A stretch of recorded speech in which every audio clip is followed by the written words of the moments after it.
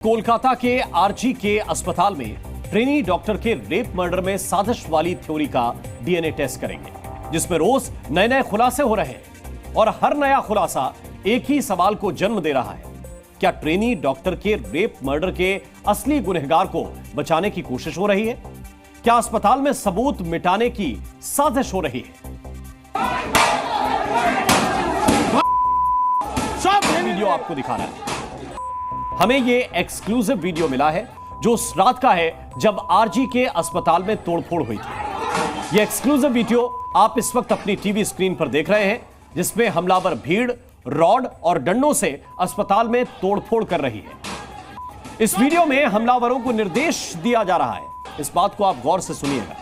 इसमें निर्देश दिया जा रहा है कि इमरजेंसी हो गया, अब सेमिनार हॉल चलो।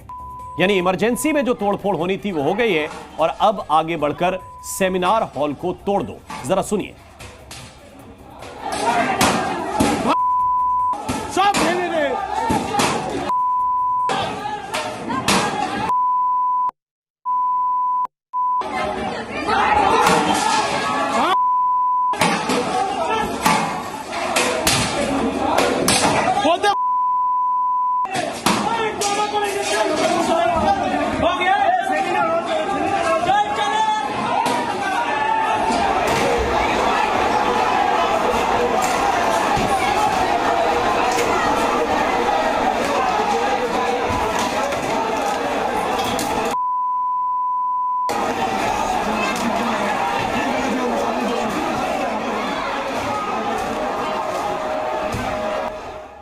तो कुल मिलाकर 30 सेकंड का यह वीडियो आरजी के अस्पताल के अंदर ट्रेनी डॉक्टर के रेप मर्डर के सबूत मिटाने की साजिश का पुख्ता सबूत है, क्योंकि वीडियो में यह साफ सुना जा सकता है कि हमलावरों का असली टारगेट वो सेमिनार हॉल था जहां ट्रेनी डॉक्टर का रेप और मर्डर हुआ था। और अब तो कोलकाता हाईकोर्ट ने भी माना है कि अस्पताल में तोड़फोड़ पूर्व नियोजित थी और इसका एक नहीं बल्कि कई सबूत हैं। पहला सबूत, प्रदर्शनकारियों की भीड़ लाठी डंडे और लोहे की रॉड लेकर पहुंची थी।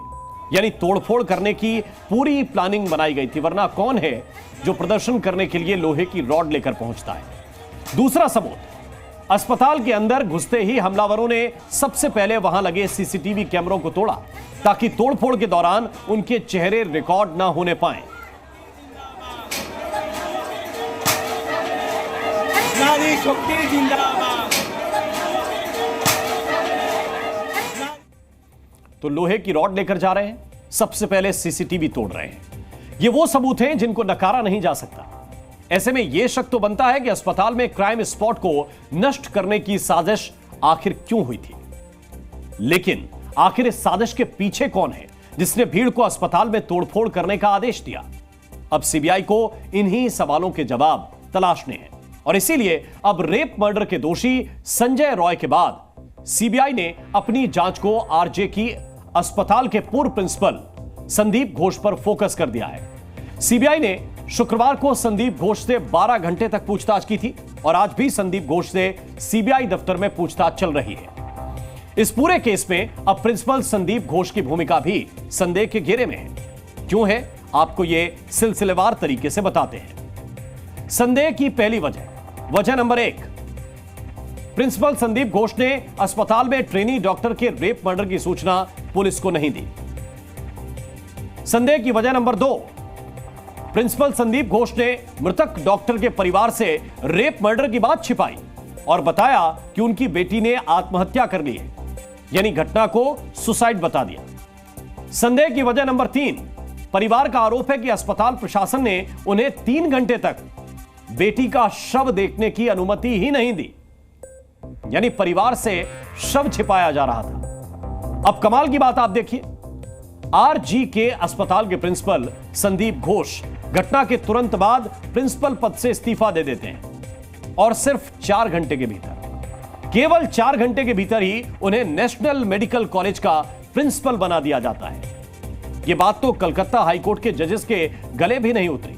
कलकत्ता हाईकोर्ट द्वारा सीबीआई जांच का आदेश देने का एक बड़ा आधार प्रिंसिपल संदीप घोष की संदिग्ध भूमिका भी है। कलकत्ता हाईकोर्ट का ऑब्जर्वेशन भी आपको यहां पर नोट करना चाहिए। हाईकोर्ट ने ऑब्जर्वेशन में यह बात कही कि जब मृतका उसी अस्पताल में डॉक्टर थी तो यह तो आश्चर्यजनक है कि प्रिंसिपल ने शिकायत दर्ज क्यों नहीं करवाई। अगर प्रिंसिपल ने घटना की शिकायत दर्ज नहीं करवाई तो क्या आप उसे पुरस्कृत कर देंगे? अगर प्रिंसिपल ने नैतिक आधार पर पद छोड़ा तो फिर उन्हें तत्काल दूसरी जिम्मेदारी कैसे दे दी गई? प्रिंसिपल वहां काम करने वाले सभी डॉक्टरों के अभिभावक हैं, गार्जियन हैं। अगर वो सहानुभूति नहीं दिखाते तो फिर कौन सहानुभूति दिखाएगा? कोलकाता हाईकोर्ट ने ममता सरकार के वकील से कहा कि हमने सुना है कि आप उसे बचा रहे हैं और यह बात अस्वीकार्य है, इसको स्वीकार नहीं किया जा सकता। यह ऑब्जर्वेशन आपको यहां पे नोट करना चाहिए। हैरानी की बात यह है कि जिस अस्पताल में एक ट्रेनी डॉक्टर का रेप किया गया, बेरहमी से उसकी हत्या कर दी गई, उस अस्पताल के प्रिंसिपल का बयान लेना तक बंगाल पुलिस को जरूरी नहीं लगा। बंगाल पुलिस ने सोचा ही नहीं कि प्रिंसिपल का बयान भी हो सकता है। लेकिन अब प्रिंसिपल संदीप घोष सीबीआई के रडार पर आ चुके हैं। जो सवाल बंगाल पुलिस को पूछने चाहिए थे वो अब सीबीआई प्रिंसिपल से पूछ रही है। सीबीआई सूत्रों से हमें उन सवालों की एक्सक्लूसिव लिस्ट मिली है जिनके जवाब सीबीआई के अफसर प्रिंसिपल संदीप घोष से जानना चाहते हैं। पहला सवाल क्या है? पहला सवाल यह कि 8 और 9 अगस्त की रात को हुई इस घटना के बारे में आपको कब और कैसे पता चला? यह भी पूछा गया है कि घटना की जानकारी मिलने के बाद आपने क्या क्या किया, आप जरा बताइए। सवाल नंबर 3 यह कि आप इतने सालों से मेडिकल प्रोफेशन में हैं, डॉक्टर की बॉडी आपने देखी और देखने के बाद आपको क्या लगा, जरा यह भी बताइए। चौथा सवाल यह कि पुलिस को किसने और कब कॉल की थी, पुलिस को क्या क्या बताया गया था। सवाल नंबर 5 ये कि मृतक डॉक्टर के परिवार वालों को कब जानकारी दी गई और किसने जानकारी दी। सवाल नंबर 6 ये कि मृतक डॉक्टर के परिवार को आखिर क्या बताया गया था। 7वां सवाल यह कि आपको किसने बताया था कि यह सुसाइड का केस है। यह सबसे महत्वपूर्ण सवाल है और इसी में संदीप घोष फंसेंगे कि आपको यह किसने बताया कि यह केस सुसाइड का है। सवाल नंबर 8 मृतक डॉक्टर के परिवार को गलत जानकारियां किसके कहने पर दी गई, किसके कहने पर कहा गया परिवार से कि आपकी बच्ची ने सुसाइड कर लिया है। और इसके अलावा भी सीबीआई ने पूर्व प्रिंसिपल संदीप घोष से कई सवाल पूछे जिनके संदीप घोष के पास कोई जवाब नहीं थे और यही बात पूर्व प्रिंसिपल संदीप घोष के खिलाफ जाती है।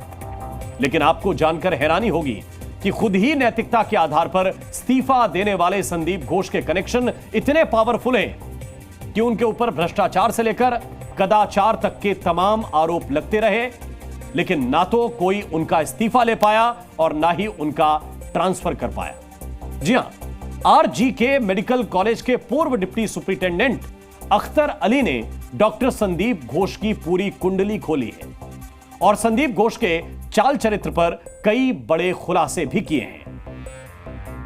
वो बहुत ही करप्टेड आदमी है। वो आरजीकर मेडिकल कॉलेज में स्टूडेंट लोगों को फेल कराना, टेंडर ऑर्डर देकर के 20% कमीशन लेना और ये हॉस्टल वगैरह अलॉटमेंट में पैसा लेना और स्टाफ सिलेक्शन कमीशन, मतलब आरजीकर में जो भी काम होता था, पोस्टिंग हो, ट्रांसफर हो, हाउस स्टाफशिप हो, सब जगह वो पैसा खाते थे। सिर्फ यही नहीं, गेस्ट हाउस में जूनियर जो स्टूडेंट है उन लोगों को बैठ करके शराब वगैरह पिलाते थे। कुछ उनका पेट स्टूडेंट है जो उनके लिए आंदोलन करते हैं, आंदोलन भी वो खुद करवाते हैं पावरफुल होने के लिए, अपना इन्फ्लुएंस बढ़ाने के लिए, गवर्नमेंट के साथ नेगोशिएट करने के लिए।